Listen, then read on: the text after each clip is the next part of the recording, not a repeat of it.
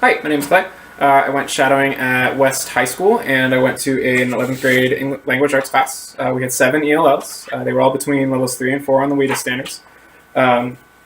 Their speech was all very clear, and at times it was a little difficult for me to differentiate between native English speakers and English language learners. Their writing, however, was a little easier to tell. They occasionally misspelled words, or they'd use kind of like some interesting sentence formations, or choose some interesting words. I'll be able to show you an example of that in a minute. Their classroom itself was kind of set up like a standard classroom. They had 4 rows of desks kind of going from the front to the back, and the teacher's desk was sitting there in front of all of them with a whiteboard and projector behind him. The teacher often did a lot of lecturing. He would sit there and kind of talk in front of the class, and then he would ask them a couple what would be discussion questions, but the students would write down the answers in their notebooks instead of talking out loud about them. The teacher would also do a lot of self-paced work. So when we started working on personal statements for like college applications and job applications, the teacher would go over examples really quick in class, and then he would give the rest of the time to the students to just kind of work at their own pace and work on it as they saw fit. He'd give them the opportunity to work in pencil or on a word processor, kind of do outlines or whatever they needed to kind of make it work.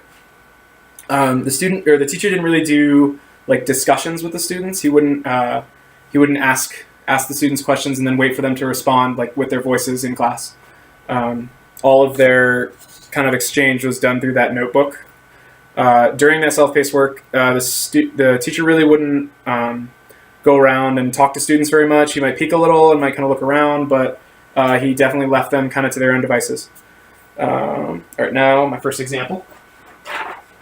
So I had one student who used the word particular. When she pronounced it, though, she would say particle or particular. And she would do this interchangeably. It was either one or the other. So in her first pronunciation, particle. So that first syllable, she pronounces it with that central close mid to open mid vowel right there. Kind of like as per the instructions rather than like the golf term par. So after that, she doesn't really change the middle syllable right there, tick. But after the voiceless velar stop right there, that K, she omitted the palatal approximate, the y sound. I'm guessing this is just a difficult place in the word. Like even for native speakers, that Q sound is not exactly easy.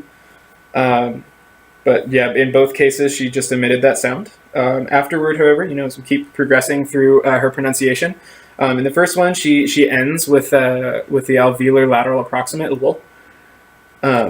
But in her second pronunciation, instead of just ending it here, she switches the alveolar lateral approximate and the alveolar approximate. So it's kind of the R and the L sounds get switched around.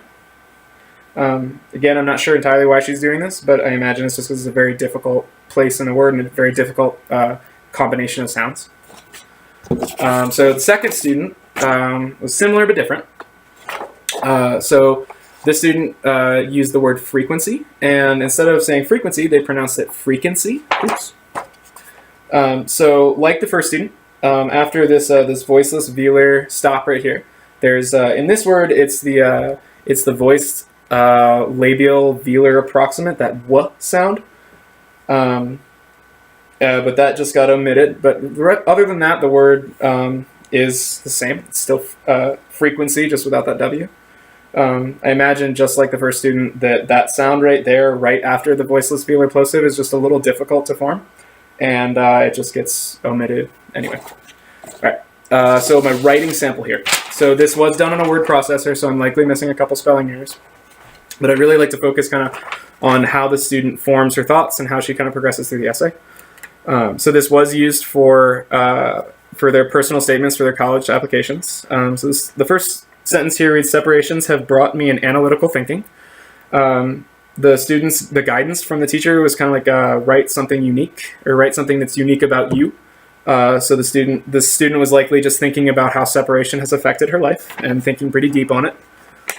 So the second sentence here says, almost at the start of my life, I began to get used to the separation stuff, that of my parents, getting separated from my family, of my own country from me, from the only family near to me and foreign, and from every friend I made in every stage of my short life.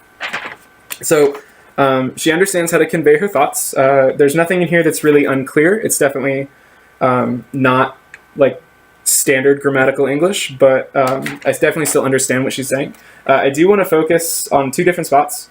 So first, she says, I began to get used to the separation stuff. So a lot of the students in this class would use words like stuff or use phrases like, let me explain it this way. These students would often kind of like write as if they were speaking.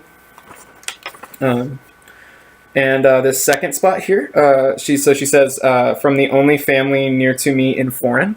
So she means in a foreign country, but she just used the adjective foreign instead. I'm not sure if this is like a rule from a different language, but I still do understand what she's saying. And as we keep going here, she says, even with that background of experiences separating me from the only thing that was always just mine and always we, from my sister first and then from my mom, was the hardest situation during my childhood.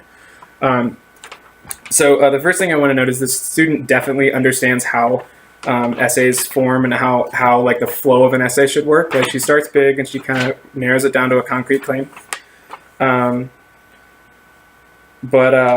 And you know, she's very clear. Like I definitely understand what she's saying throughout the entire thing, even though some things are maybe a little eccentric, like that first sentence. Separations have brought me in analytical thinking. But at no point am I really confused about what she's talking about, and I think that's really the key for me. You know, going forward, though, we would talk about kind of how to make a lot of this stuff a little more concise and a little more clear.